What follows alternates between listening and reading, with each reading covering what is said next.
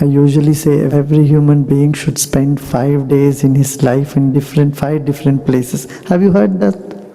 How many of you have not heard? Not heard? You all should spend 1 day in jail. With all those who have been condemned as criminals, spend a day with them. Talk to them. Your life will be transformed, I tell you. You will have compassion for them.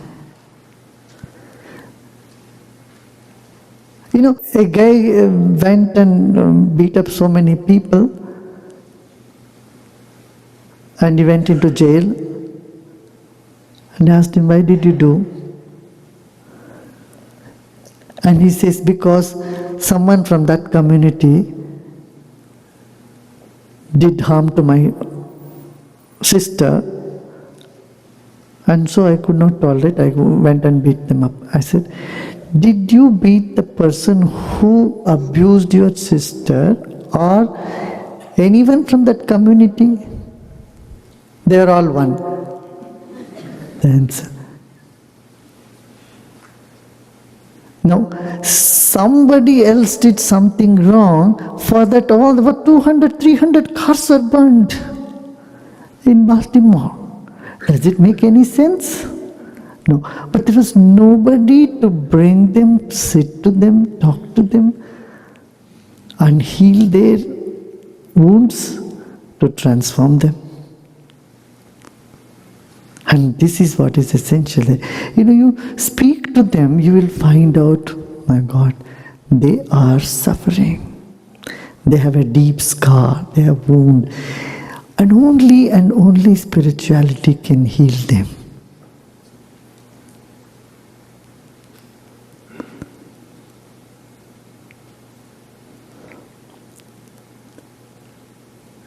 Now, one day in prison will open up your vision. Your prejudice will go.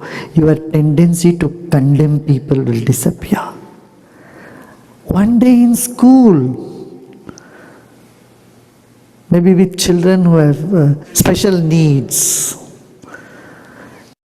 just spend one day in a school with kids and you have to teach them something. How many times they make mistake. With a challenge, you have to make them repeat a poem, says a pause. And you have to teach them, you know how much patience you need to have?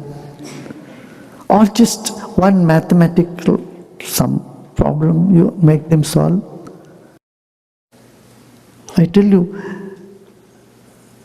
primary school teachers are much more evolved than professors of the colleges. You know, they need a lot of patience to deal with them.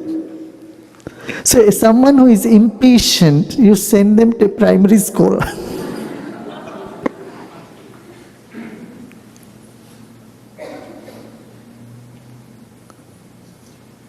Last time, I think when I was here, someone asked a question, something like that. I said, drive behind a bicycle. That can bring your patience. You're sitting in a car and you're driving behind a bicycle. Someone is...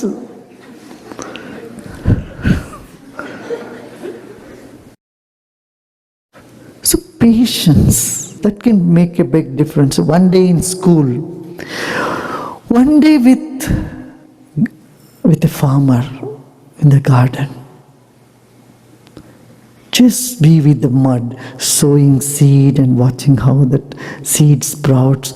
You need to have patience to see that seed sprouting and, you know, that caring for trees. One day may not be enough.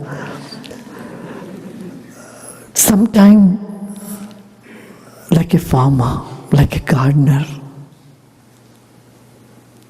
When you prune the trees, you are not pruning to uproot the trees. You are pruning so the trees can grow better. So as a gardener, one day in your life you must spend, or some time in your life. One day in a hospital, maybe even hospice. You see, life is so impermanent. Of course, those who are working in hospitals, they become sort of insensitive towards this. I mean, they are used to it. When you are used to something, you no longer learn from it. But when you have never done something, for a change, when you go and do something like that, you learn a lot.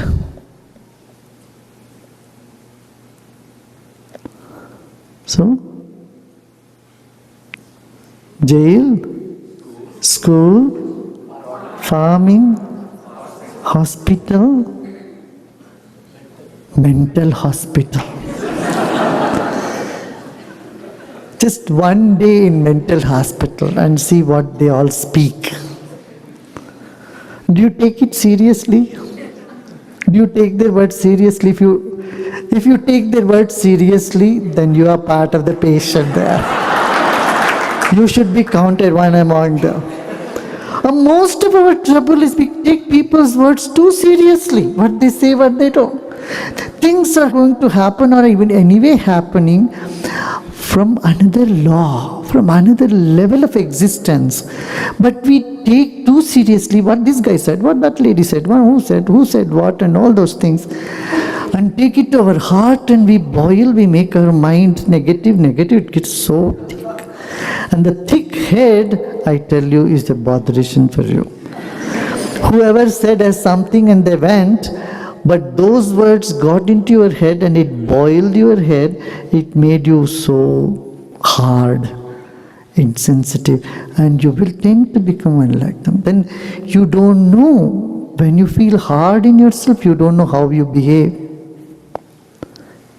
You are not at all aware of your own reactions, your own perception.